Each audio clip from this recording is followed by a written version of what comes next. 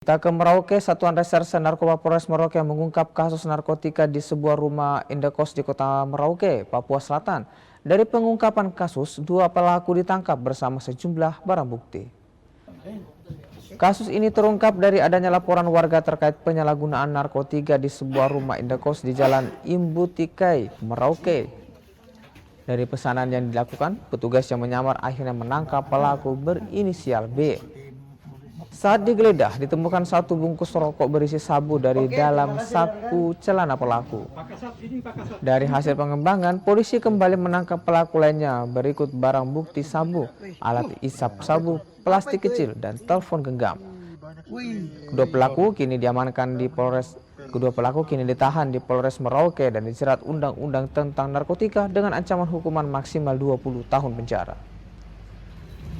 Didapatkan informasi bahwa masih terdapat barang bukti lainnya yang diduga narkotika jenis sabu yang masih terdapat di dalam rumah kos.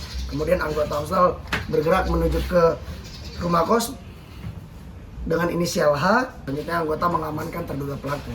Dengan barang bukti, 1 narkotika jenis sabu dengan berat total 0,39 gram.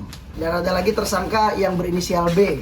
Itu narkotika jenis sabu dengan berat total 0,4.